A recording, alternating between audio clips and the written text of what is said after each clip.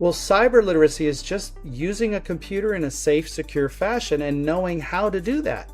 I think it really matters. And if you want a good job in the future that you're not going to embarrass yourself, you owe it to yourself, if you're hearing this, to become more cyber literate in your life. As every job in the world requires the use of a computer and a calendar and email. And if you can gain confidence and knowledge around how to do that safely and securely, you're going to have a leg up on the competition.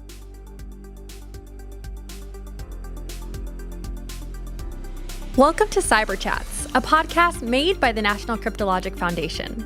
I'm your host, Kennedy Taylor, and together we'll be demystifying the world of cybersecurity by talking with amazing cyber enthusiasts like you, as well as industry professionals.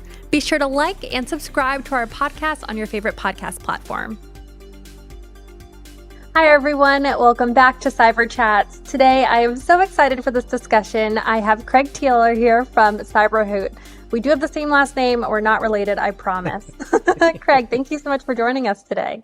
Kennedy, it's great to be here. Yes, we do have the same last name. It's nice to meet you today. Awesome. Could you tell us a little bit about yourself before we get into the discussion?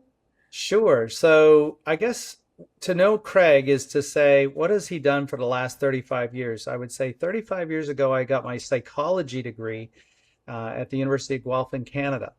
And that taught me a lot about what motivates people to learn, to change their behaviors, to do this or that, operant conditioning, the classic training a rat to press a lever to get some food, that kind of thing. And then I quickly determined I don't want to be a PhD candidate and spend another 7 years in school. So I left and I got out of university. I did graduate with an honors degree, and I went straight into cybersecurity. I got a job in cyber because I'd loved computers, the early Apple computers and the IBM computers. And I had a little bit of an understanding from the university on the internet and the early, like before there was even a World Wide Web. So it's going to blow people's mind. Like, what happened before that? Wasn't that the dark ages? Yeah, there was no World Wide Web once upon a time. There was email where you could send an email to someone else and they could send it back. There was dial-up modems and things of that nature. But I spent the last 30 years in cybersecurity and got my CISSP in 2001. So I've had that for almost 25 years. And for those that don't know, that is a certified information security systems certified person. Forget the exact CISSP vernacular, but I've had it for 25 years. It's the kind of the default certification for cybersecurity professionals. 10 years ago, I founded CyberHoot, taking what I knew from psychology, education, cybersecurity. And if you think of those things as overlapping circles, the center is what we built into CyberHoot. And it is the best practices from education and psychology and cybersecurity delivered in a positive reinforcement approach. We don't believe in using big sticks to punish people for mistakes. We want to reward them. And that's really what we've been focusing on and talking to podcasts about. There's a mistake being made too often in the internet, in the world today, with cybersecurity being, let's punish the people who click on things they shouldn't. Instead of teaching them what they should be doing instead, they should be looking for this and looking for that. And that's what we do. Very cool that you mentioned that you got your CISSP back in 2001, because, this was well before phishing was even mainstream, right? You were definitely probably one of the earlier people speaking on this topic. But was there a moment in your career when you realized that the human side of cyber was just as important as the technical components as well? Yeah. Do you mind if I grab something out of my bag over here? I'm going to show you something. For those that don't know or can't see, I'm holding up a bag here of $24,000 in $100 gift cards. These are all Apple iTunes gift cards. This happened about 11 or 12 years ago before I founded CyberHoot. And it was a brand new employee, fresh out of college, probably went on LinkedIn and said, I'm so excited to be starting at this company X. And it wasn't X like in Twitter. It was just a brand name. I won't tell you the name of the company because I don't want to embarrass anyone. And somebody attacked her, pretending to be the president of the company with an email that said, hey, brand new person, I'm the CEO here, and I want you to buy me 10 gift cards, $100 a piece. Put it on the company card, scratch the backs off, send me a picture. And they did this for 2 weeks straight. They maxed out their corporate card. They put it on their personal card. They were trying to make a good impression being a new employee at this company and doing their very best to help out. And yet they were sadly mistaken because they didn't have the rudimentary knowledge that email could be the delivery of phishing emails, of fake messages. And oh my goodness, what a tragedy for a brand new employee just who had never been trained on any cyber literacy skills. So I said to myself, I think I can build a platform that doesn't shame and punish these people, that actually teaches them, hopefully before they make this simple mistake, and realize, oh, hey, this email came from outside the company, not inside. It's not the CEO. The domain name's wrong. I know what that means. I know what phishing is. I can avoid these things, and I'm confident.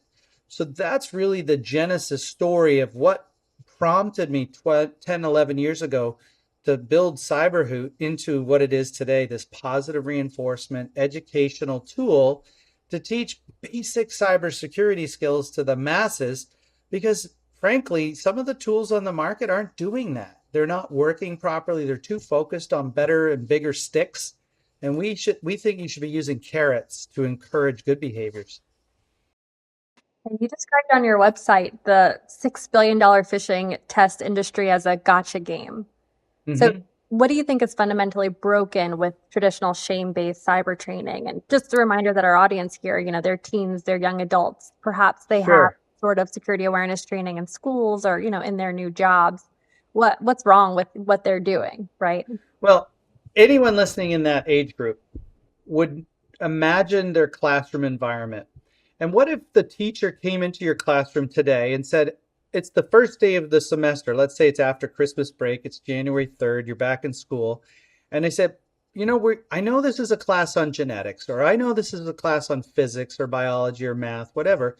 Put your pencils down, put your books away. We're going to give you the final exam today just to see how little you know. And we're going to measure that so that by the end of the semester, I can look like a rock star teacher and show, hey, look at these. Every student failed the final exam on day one. But then about 50, 60, 70% of them passed it with A plus marks on the end final exam and, 3 months, 4 months in. That's one of the biggest mistakes happening today is that IT companies and IT departments are focused on getting a high baseline failure rate in their end users, and then sending a bunch of these fake email messages over the course of time with some training attached to when they fail. And it does so many harms to the employees. It causes them to quit caring. Like, if I'm going to be tricked on day one and I've gotten no training on this, how is that fair to me? I think that's just plain wrong. And so some of your users are going to disengage. They're going to quit trying to learn this stuff. Then there's a group of users that try to learn, but the training is terrible. It's sending messages from, account resets are us. It says it's a Microsoft email, but the domain name of the sender is account resets are us. Obviously not Microsoft. So what we're messaging those people who look at that, they say, oh, I'm pretty good at understanding this. But when real hackers hack us, they don't send it from account resets are us. They send it from rnmicrosoft.com. So it looks like an M, right? If you take an R and an N, it looks like an M, and they're typo squatting domain names. They're taking an L in Apple and turning it into an I, or any version of that, putting a period in the wrong place. Nobody has learned this stuff.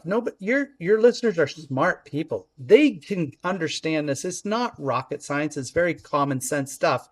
But you need that little bit of knowledge shared with you that, hey, any vendor email coming to you should be from the vendor's domain, and there's no option other than that. Anytime there's a change in that domain name, that's a red flag. If there's urgency and emotionality, they want you to react to it without thinking. Those are red flags. Anytime you get that plus the domain name change, you're under attack. You should report it to IT, delete it, and tell your friends in the company, or tell your colleagues, or tell your student, classmates. It's very interesting. And I'll say it gave me a little bit of anxiety remembering when I started school, we often had an entrance exam when we came, or maybe not an entrance exam, but it was like the first baseline exam of the year. And it was very similar to this, right? So they could show progress over time in a specific topic. So Oh my goodness. I didn't know they did that. When I went to school, and again, this is so long ago, there was no World Wide Web. So that gives you a hint. We didn't have any final exam tests on day one. We didn't even have entrance exams. We had, here's the material, here's the textbook. If you want to come to class, great, but the notes are here.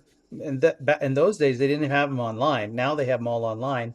So some people don't even have to go to class. They could just study it on their own. But you always know you're building towards that midterm or that final exam, not the vice versa, right? It makes no sense to me to show how little people know about these cybersecurity attacks until they've been properly educated. Then it's fine to test them, I think, down the road. What do you think, Kennedy? Do you think it's fair to run a phishing test, say 6 months into a bunch of trainings on how to spot and avoid phishing? Is that a fair thing for employees to get? no, but you're making a great point about measuring progress, right? So with CyberHoot, Hmm. how does your team recommend handling measuring progress, right, without relying on those fail rates? Well, it does it all by itself, right? We send out a monthly assignment for a video topic and a hootfish topic. Hootfish is our positive reinforcement interactive phishing simulator that uses typo squatted domains and a little help me cheat sheet. It's like an open book test. That's another thing, probably music to some of your listeners' ears, right? Those are great tests because if you don't know the answer to the question, you can study it in the moment. Now, I would argue that that's not the time to be learning it. You should probably have learned it beforehand and memorized it and practiced it a little and took your own notes so you really understood the topic. But the next best thing is an open book test. And that's what we do. We teach you, hey, the sender is typo squatted in these ways. And we tell you how it is. And then you can take the test and you can see, oh, yeah, look at that. The L in Apple is an I. Wow, I didn't know they could do that. Okay, that's not safe. And then go through the rest of the test. So we deliver those once a month and then we measure compliance to them. You have to get a certain score to pass. 80% means you can get one question wrong. If you don't pass, you get to retake the test immediately, rewatch the video, retake the quiz, or redo the hootfish. Always, always, always, we're trying to find a positive outcome. Then you get 15 minutes of continuing education credits. Like if you, maybe not as a student, but once you graduate, if you're in law or medicine or accounting and finance, you have ongoing training requirements each year to do 6, 10 hours a year. We can give you some of those hours. So it's a win-win for everybody. And then if you forget to do your assignment, Kennedy, we'll send you a reminder. And then we'll send you another reminder. And then we'll engage with your manager to help remind you to do your training. The reality is you get enough opportunities to do a 3 to 5 minute exercise that helps you personally as much as professionally that there's just no reason not to do these exercises.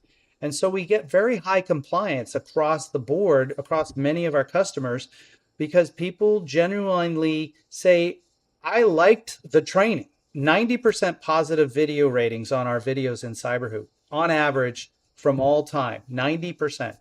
On the Hootfish exercise, about 60 to 70%, but that compares with 0% for the trickery based fake email, the gotcha phishing that you quoted on our website.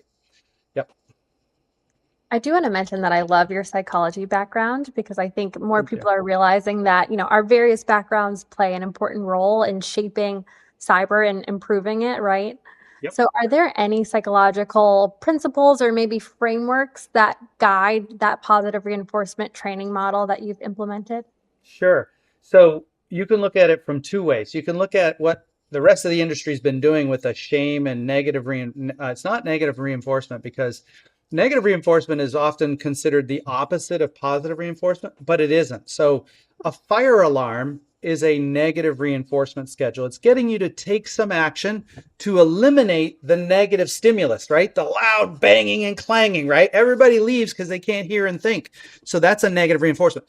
Punishment, on the other hand, is like a shock collar on a dog. If your dog doesn't do what you want him, you zap him, and that's to tell him, hey, we don't want you getting too close to the edge of the property, so come back away from there. That's a punishment approach.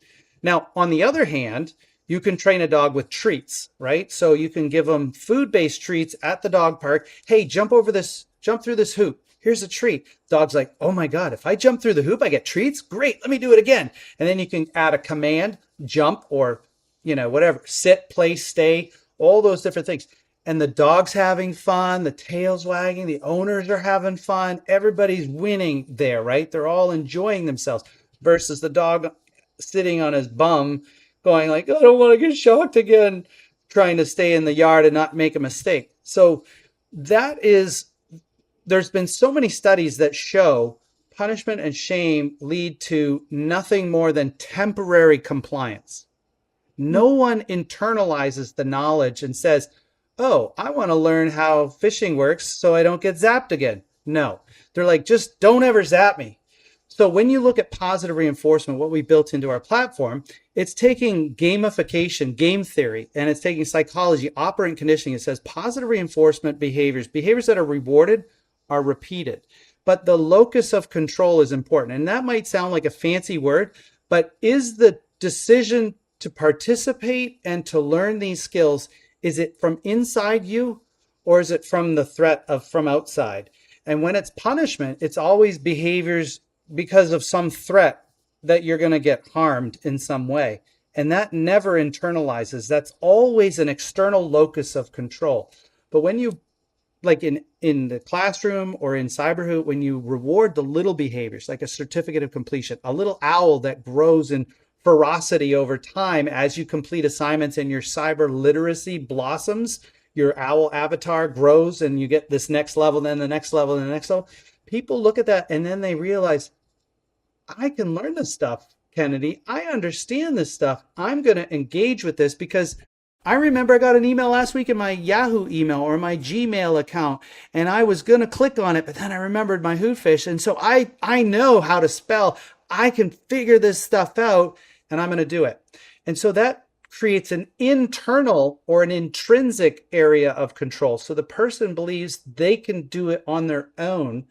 And that's what we all want, because that's where behavior change and habits form.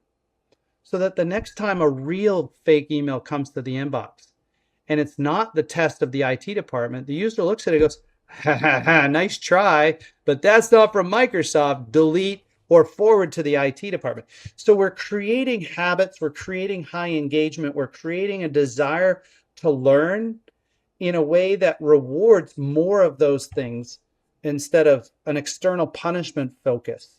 I don't know if that answered your question. I kind of got on a diatribe. No, it does. And this Okay. sounds like a huge culture shift, right, for organizations that work with you. It really is. And I mean, I don't know about you. Maybe tell me if you I think this is what appealed to you, why I'm on the show to begin with, is like this. Some people tell me it's like an aha moment. Like when you look at a mousetrap, you say, who can build a better mousetrap? And when you find one, you go, oh my God, that's a better mousetrap. They talk about this in analogies. I think we've built a better mousetrap for training. And when people figure out the benefits of positive reinforcement, of hyper realistic phishing emails with the typo squatted domain name in a simulation, the 100% compliance metrics that you can get for every single person having taken and passed the phishing test versus the alternative is not knowing what half of the users did because they didn't open the email from a gotcha perspective. All of these benefits, it's like an aha moment. You're like, why didn't I think of that? That's a really good idea. I much prefer that for my staff than punishing them, you know? So it really is transformative to the culture. It's one of where the IT department is my enabler as opposed to my, what do you call those people? My guardian in the jail, right? I'm in jail and they're going to make sure I do these things. I don't know. Yeah, so definitely that's a topic that I think is probably a misconception, excuse me, amongst leaders is, that you should have some sort of not negative enforcement. I forgot the word you used for it. Punishment. Punishment. There you go. Yeah. Are there any other misconceptions that you've, identified as you've gone on this journey with different organizations? Hmm. Hmm. Misconceptions. Well, that's the primary one. I think the fact that too many organizations want to use punishment. Oh, the other misconception is that no one will ever do training and why do we even bother? Right? It's a lost I cause. hear that a lot. I talked to someone today and they're like, Susan or John are going to be stupid no matter what you do. They can't possibly learn this stuff. And I have to disagree. I think you can teach anyone these skills because it's not rocket science. It's very common sense with just a little bit of memorization of knowledge. Like urgency and emotionality equals red flags. Don't click anything until you check other parts, like the sender. Is the sender right or not? Even if the sender's right, let's say you get an email from a friend you haven't talked to in a little while and it's got an invoice. No one ever sent, why is that friend sending me an invoice? I've never got an invoice from them. Well, those are a bunch of red flags that you might say it doesn't seem like a phishing email because everything checks out. It's from someone I know. The sender is correct. There's no spelling mistakes. And it's not even urgent. It just says, here's your bill to pay.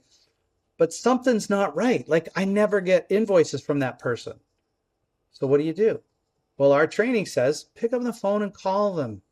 You call them and the first thing out of their mouth is, you got a phishing email from me, didn't you? Well, don't click on it because my email's been compromised, right? Don't do it. And then you got to figure out, oh, that's what happened. It was their email was legitimately compromised by someone else, some hacker who scraped it for all the email addresses, created an invoice that's going to, if you were to open that invoice, it would prompt you for, hey, Kennedy, give me your username and password to Microsoft so we can log you in to see this PDF invoice.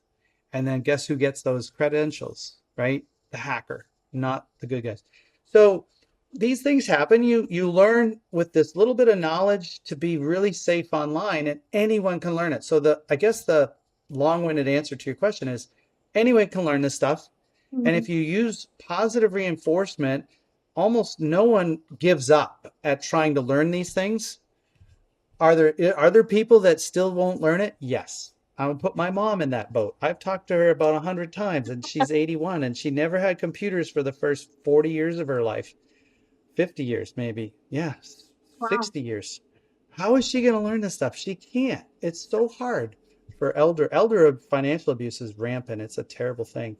I don't have an answer for some of that, but for everyone else, especially anyone listening to this, you can get it. You owe it to yourself to not be the person buying gift cards, and it just takes just a tiny bit. Oh, and by the way, just so you know, anyone listening to this, it doesn't cost you a penny to do it for yourself free.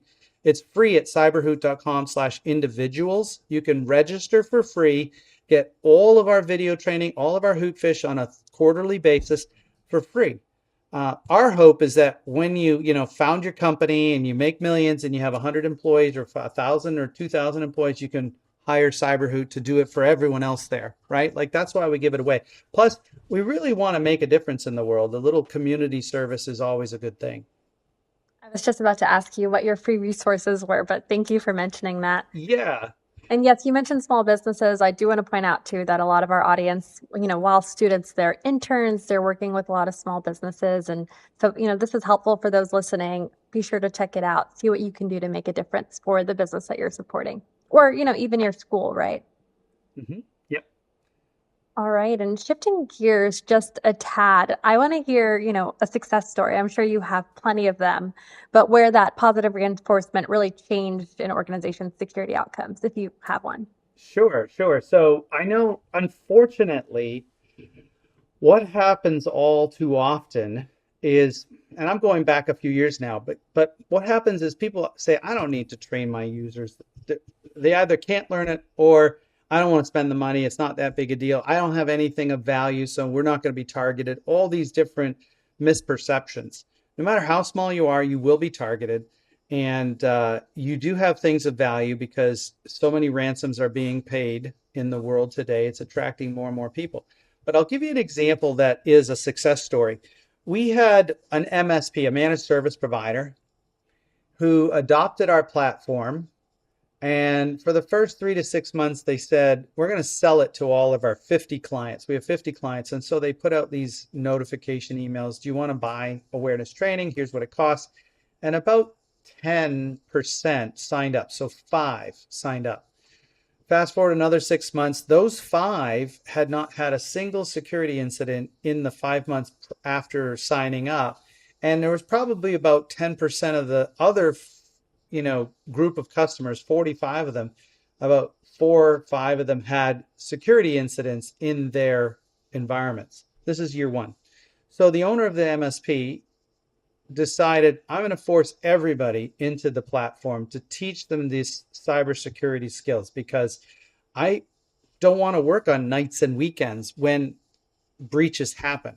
They don't happen at Tuesday at noon, just for your audience benefit. They usually happen Friday night or Saturday night on a long weekend, so that the hackers can do as much damage without being caught by Monday or Tuesday morning as possible.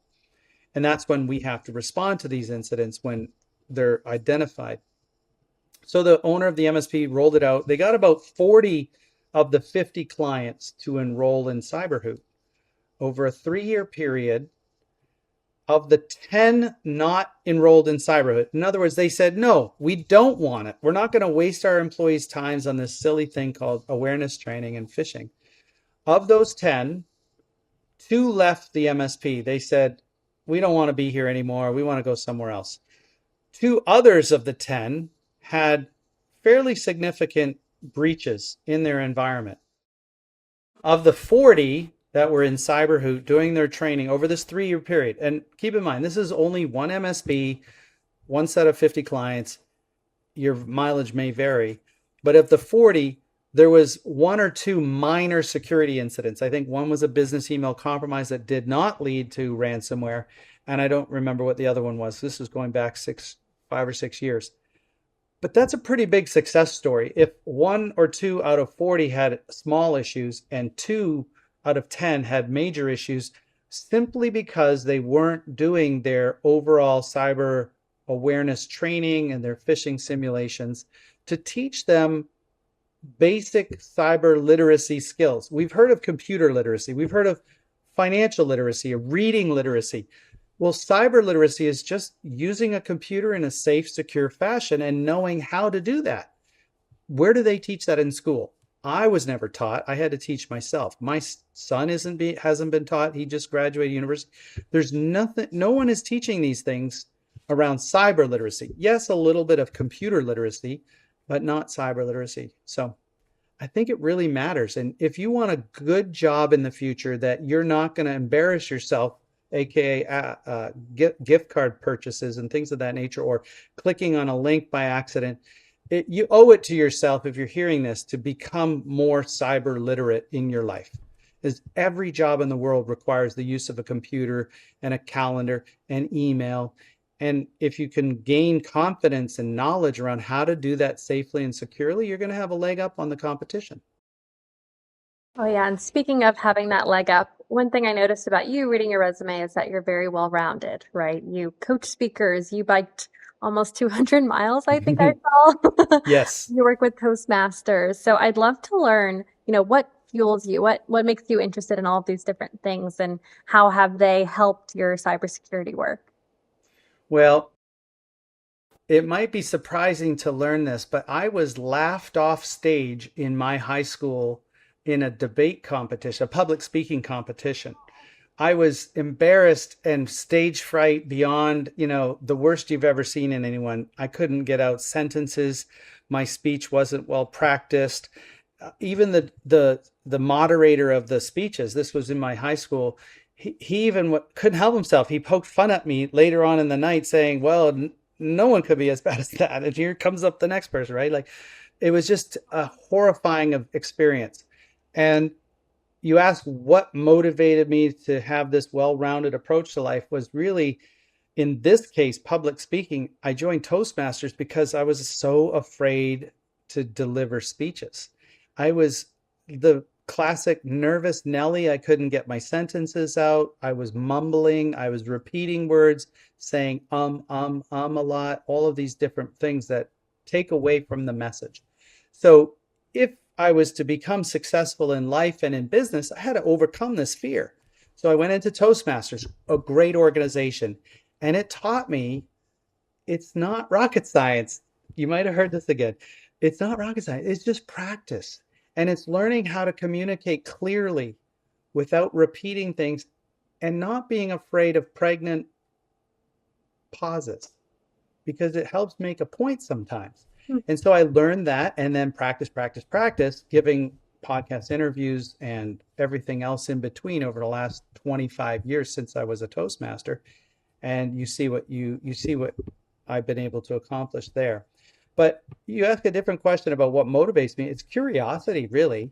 Curiosity to understand what's going on in the world, understand what motivates people to learn, curiosity about a multidisciplinary approach to the problem of cyber literacy. I could see that normal training with fear and shame, it just wasn't working. People weren't paying attention. There had to be a better answer. And if you looked at it from the eyes of psychology, 75 years ago, B.F. Skinner said behaviors that are reinforced with positive reinforcement are repeated. They get repeated. That rat pressing a button to get a pellet, I don't know if you've ever heard of those studies, but you press a button, you keep pressing it, eventually a pellet comes out, a little food pellet, the rat gets to eat it, and he's like, oh my God, do, do, do, do, do, do, do. Just like a slot machine, eventually you're going to win a few coins, right? Those are very reinforcing for the behaviors that they require, like pulling the lever. And so when you look at that and you apply it to cybersecurity, you're like, we got this all wrong. We're punishing things when we should be rewarding things. If we want to see this behavior, we need to reward it. So it's this curiosity and asking from a different perspective, an educator's perspective, right? I'm a level 4 hockey coach, and I have studied all the different components. Like if someone, I think there's a book, I don't know who wrote this, but we should probably look it up. They said if you want to learn something, you have to memorize the raw materials of that, whatever it is you want to learn. But if you want to learn it to a deeper level, you need to practice it over and over again, like the 10,000 hours rule. There was a book about that, to really get proficient in something. But to go even a level above that, not just the 10,000 hours, you have to teach it. So if you could teach it, then you break it down into its fundamental components and you say, oh, a slap shot, you got to take a counterbalance of your back leg. It moves back this way as you're coming forward through it. And that balances the body so you don't fall over, and it gives a lot of power to the shot. And then there's these other mechanics involved. You break it into its teeny little tiny component parts. And then you have to be able to explain that to someone in a way that they can then practice and try it. So teaching gets you to a much deeper level. That educational perspective applied to cybersecurity is what we did here in CyberHoot. So it's a multidisciplinary approach to really get to the fundamental knowledge blocks that everyone needs to learn. That's the curiosity that I brought to my company, and my co-founders, thank God, they have the skills and the curiosity as well to help us build something that really is quite magical for end users. It sounds magical, and I'm surprised to hear that you struggled with public speaking because, of course, you're very well spoken. Oh, I can still remember that day on stage. It was probably the most stressful because you can't fight it and you can't leave it. You have to stay there until your time is up and try to mumble through a speech. It's the worst feeling in the world. Oh my goodness. I think anyone out there that has struggles with public speaking would probably say, "Oh my God, yeah." But it's not insurmountable. That's the whole purpose of Toastmasters. It's a pause. So what does Toastmaster do? It gets you in a room with 10 other people, and it gives you the rubric to follow to create a speech. And then it tells you, okay, you got to practice this at home 5 or 6 times before you come on Friday. And some people will do it 5 or 6 times, some people won't. And so the people that don't, they come in and they do okay, and no one criticizes them. It's all about, I really liked the fact that you had a coherent speech from start to finish. You covered these salient points, but here's the opportunities for improvement. You said a lot, and you meandered a little bit on this thought here. So you need to tighten that up, and you need to say less, and then you're going to be fine. And then let's do it again in a week or in 2 weeks, and you practice again. That time, if people didn't do well, guess what? They practice 6 or 7 times at home, and then they come in and they're magically much better. And the positive reinforcement from the room gets that nervous Nelly nerves off, and you're like in a friendly environment, and no one's criticizing you, and they're rewarding you with positive encouragement.